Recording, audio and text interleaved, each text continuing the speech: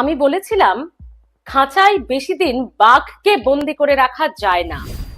বাঘ, হ্যাঁ, ও বীরভূমের বাঘ, বীরভূমেই আবার ফিরছে। ও বীরভূমের বাঘ ছিল, বীরভূমেরই বাঘ থাকবে। বাঘ যখন খাঁচায় বন্দি থাকে তখন শিয়াল রায়নারা হুঁ হুঁ করে, আবার বাঘ যখন ফিরে আসে অর্থাৎ খাঁচা বন্দি অবস্থা থেকে মুক্ত হয় তখন শিয়াল হায়নারা আবার নিজের জায়গায় চলে যায়।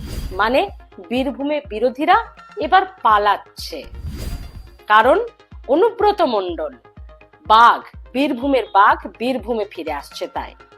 না বন্ধুরা, এ কথা আমার বা আমি বলছি না, এ কথা আমাদের নয়, এ কথা রাজ্যের এক মন্ত্রীর। এবং তিনি সব মহিমায় অনুব্রত মণ্ডল যে আবারও ফিরে আসছেন সে কথা আভাস দিয়ে দিলেন। এবং তিনি এটাও বললেন যে আমি বলেছিলাম, মানে তিনি বলেছিলেন খাঁচায় বেশি দিন বাঘকে বন্দি করে রাখা যায় না। তো বাঘ কি আবার সব মহিমাতেই ফিরবেন, মানে যেমন দাপটে তিনি ছিলেন? কারণ 2026 আসছে তো, সামনেই নির্বাচন আসছে, তো বীরভূমে নির্বাচন করাতে হবে। তো যাক, সেসব বিতর্কের কথা আমরা আবার পরে একদিন আলোচনা করব।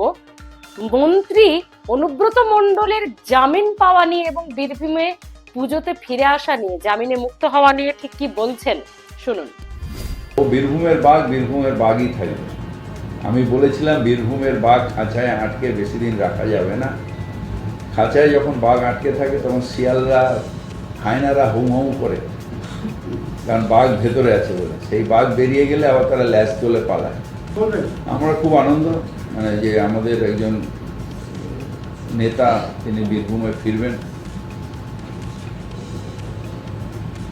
রাজনৈতিকভাবে অনেকদিন তাকে আটকে রাখা হয়েছে, কিন্তু সত্যের জয় হবে এবং সত্যের জয় হচ্ছে।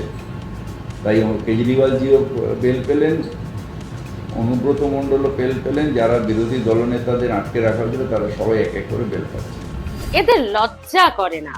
হ্যাঁ, এদের লজ্জা করে না। বীরভূমে বেশি বাড়াবাড়ি করবেন না, এরকম অনেক কেস আছে।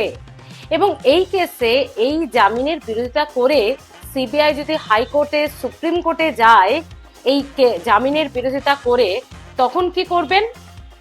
এ প্রশ্ন বন্ধু আমার বা আমাদের কারোর, বা আমি বলছি না, এ প্রশ্ন রাজ্যের বিরোধী দলনেতা শুভেন্দু অধিকারী।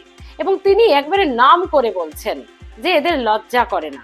অর্থাৎ এই কেসে এত কিছু নাম জড়ানোর পরও এই ধরনের বক্তব্যের প্রেক্ষিতে তিনি বলছেন যে এদের লজ্জা করে না। বিরোধী দলনেতা আরো অনেক কিছু বললেন, শুনুন। এদের তো কোনো শিক্ষা নেই, লাজ লজ্জা নেই, কোনো শিক্ষা নেই। অনুব্রত মণ্ডল 1.5 বছর জেল খাটার পরে তাকে নিম্ন আদালত বেল দিয়েছেন। ভাষা দেখুন, বাঘ নাকি ফিরে এসছে, ফিরাদ হাকিম বলছে। মমতা ব্যানার্জি ফিরাদ হাকিমকে বলছে যে অনুব্রতকে স্বমহিমান নামতে বলে। এদের কোনো লাজ লজ্জা আছে? নিম্ন আদালতের পরে হাইকোর্ট এবং সুপ্রিম কোর্ট আছে, সেখানে যদি এজেন্সি বেল ক্যান্সেলেশনের প্রেয়ার করে কোথায় যাবেন? বীরভূমের এদেরকে বলছি বাড়াবাড়ি করবেন না। মোহাম্মদ বাজারে যে জিলোটিন স্টিকের কেস এনআইএর, তাতে আশিস ব্যানার্জির ভাইপোর নাম আছে, সুভাষিস ব্যানার্জি, তাতে ইসলামের নাম আছে, বড় ঠিকাদার, নলহাটির এমএলএর নাম আছে, বিকাশ রায়চৌধুরীর নাম আছে এবং অনুব্রত মণ্ডলের নাম আছে। তার সিকিউরিটিকে ডেকে জেরা করেছে সায়গলকে এনআইএ। আপনারা শুভেন্দু অধিকারীর বক্তব্য শুনলেন, তার আগে ফিরহাদ হাকিমের বক্তব্য শুনলেন।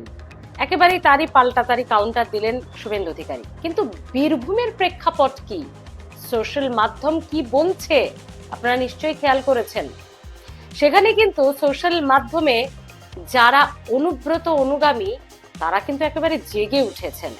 সেই একই কথা তাদের মুখ থেকেও, বীরভূমের বাঘ বীরভূমে ফিরে আসছে, বীরভূমে আর কোনো বিরোধীদের কোনো রকম কোনো কিছু বক্তব্য বা কোনো বাড়াবাড়ি চলবে না, বীরভূমের বাঘ এবার স্বমহিমায় ফিরে আসছে, আমাদের নেতা স্বমহিমায় ফিরে আসছে। একেবারে সোশ্যাল মিডিয়ায় এমন নানান পোস্টে কিন্তু বেশ কিছু প্রশ্ন উঠেছে। তাহলে কি অনুব্রতর জেল যাওয়ার পরে, তিহার জেলে যে 2 বছরেরও বেশি সময় তার বন্দি থাকা, 2022 সালের মাঝামাঝি তাকে গ্রেপ্তার করেছিল সিবিআই, এবং 2024-এর এটা সেপ্টেম্বর মাস, তো এই 2 বছরের কাছাকাছি তিহার জেলে যখন অনুব্রত মণ্ডল তিনি জেলে বন্দী ছিলেন, তখন কি তাহলে অনুব্রতর অনুগামীরা তারা কোণঠাসা হয়ে গিয়েছিল, ভয় পেয়ে গিয়েছিল কোনো কারণে যে আর তিনি আসবেন স্বমহিমায় কি না, এরকম কারণেই কি কোথাও একটা গিয়ে, যদিও বীরভূমের রেজাল্ট লোকসভা নির্বাচনে কিন্তু ভালোই হয়েছে, আমরা দেখেছি যে সেখানে কিন্তু সাংসদরা তাদের একদম স্বমহিমাতেই ভোটিং পার্সেন্টেজ বেশি করেও তারা কিন্তু জয়লাভ করেছে। তো সেই জায়গায় দাঁড়িয়ে সব মিলিয়ে বীরভূমে আবারও অনুব্রত মণ্ডলের ফিরে আসা, পুজোতে তিনি আবারও কেষ্টভূমে ফিরছে, কেষ্ট। তো পুজোর পর কি তাহলে আবারও স্বমহিমায় আমরা বীরভূম জেলা সভাপতি, আরো একটা বক্তব্য বন্ধুরা, আরো একটা বিষয়, বীরভূম জেলা সভাপতির পদ থেকে কিন্তু অনুব্রত মণ্ডলকে তৃণমূল সুপ্রিমো সরাননি। যে সমস্ত মন্ত্রীরা অভিযুক্ত হয়ে জেলে গেছেন তাদের কিন্তু পদ গেছে, অনেকেরই তার মধ্যে রয়েছেন, কিন্তু অনুব্রত মণ্ডল বীরভূম জেলা সভাপতি, কোনো মন্ত্রী নয়, তাকে কিন্তু সভাপতির পদ থেকে সরানো হয়নি। আরো একটা উল্লেখযোগ্য বিষয়, কাজল শেখ, যাকে আমরা কট্টর ভাবে দেখেছি অনুব্রত মণ্ডলের সময়, সবসময় তার একটা মত পার্থক্য হতে, একটা আলাদা লবি কাজ করতে বীরভূমের মাটিতে, সেই কাজল শেখ মিষ্টি বিলি করছেন, ভাবতে পারেন আপনারা বন্ধুরা, মানে ভূতের মুখে রাম নামের মতো ছবিটা। কাজল শেখ বলছেন তিনি ফিরে আসছেন, স্বমহিমায় আসছেন, বীরভূমের কেষ্টভূমে কেষ্ট ফিরছে, আমাদের নেতা ফিরছে, আমরা একেবারে বিশাল অভ্যর্থনা করে তাকে বীরভূমে ফিরে আনবো। তো এইগুলো কোথাও কি রাজনৈতিক স্টান্ট, কোথাও কি একটা গিয়ে চাপের কাছে পুরো বিষয়টা তুলে ধরা, নাকি বীরভূম আবারও ফিরতে চলেছে সেই কেষ্টভূমেই 2026-এর নির্বাচনে? আবারও কি সেই চড়াম চড়াম ঢাক বাজবে? আবারও কি গুড় বাতাসা বিলি হবে? আবারও কি তাহলে 2026-এর বিধানসভা নির্বাচনে উন্নয়ন রাস্তায় দাঁড়িয়ে থাকবে? তবে এটা ঠিক, অনুব্রত মণ্ডলের বক্তব্য কিন্তু সবসময় ভাইরাল। তার বক্তব্যকে নিয়ে ইউটিউবাররা তারা কিন্তু প্রত্যেকে তার বক্তব্যকে নিয়ে একেবারে করে খেয়েছে যাকে বলা যেতে পারে, নানান রকম মিম, নানান রকম ট্রোল, নানান রকম ভাবে কারুকাজ করে সেটাকে মজার হিসেবে ব্যবহার করা। এই যে লজ্জা লাগে না, এই বিষয়টাও আজকে যেটা শুভেন্দু অধিকারী বললো যে এদের লজ্জা নেই, এদের লজ্জা লাগে না, এই লজ্জা লাগে না কথাটাও কিন্তু অনুব্রত মণ্ডলের ভেরি ফেমাস একটা সেন্টেন্স। তো যাই হোক, আমরা সেদিকে যাচ্ছি না। 2026-এর আগে অনুব্রত মণ্ডলের স্বমহিমায় ফিরে আসা কি সম্ভব? আবারও সেই কি উন্নয়ন রাস্তায় দাঁড়িয়ে থাকবে? কি বলছেন আপনারা? আবার কি বীরভূম এবার বুঝে নেবে বীরভূম জেলা সভাপতি অনুব্রত মণ্ডল, নাকি 2 বছরের জেল খাটাটা কোথাও একটা গিয়ে যে অনুগামীরা একটু ছন্ন ছাড়া হয়ে যাওয়া, তারা মাঝখানটা চাপে থাকা, শুভেন্দু অধিকারীর বারবার বীরভূমে মিটিং মিছিল করা, জনসভা করা, আজকেও যেটা বললো যে বীরভূমে বেশি বাড়াবাড়ি নয় শুভেন্দু অধিকারী, তো নাকি তিনি মানে স্বমহিমায় অনুব্রত মণ্ডলের ফিরে আসাটা কঠিন? আপনাদের কি মনে হয়? অবশ্যই কমেন্ট করতে ভুলবেন না। কমেন্ট বক্সে জানান আপনার কি মতামত। অনুব্রত মণ্ডলের জামিন পেয়ে বীরভূমের স্বমহিমায় ফিরে আসা কি সম্ভব, নাকি সত্যি তিনি আর ফিরে আসতে পারবেন না, নাকি আসছেন ফিরে পুজোতে কেষ্টভূমে কেষ্ট? এটা ঠিক কোন দিক থেকে আপনি ব্যাখ্যা করতে চান? আপনার কি মতামত অবশ্যই জানাবেন বন্ধুরা।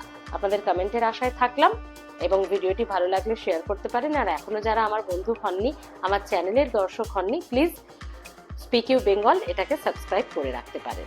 ভালো থাকবেন।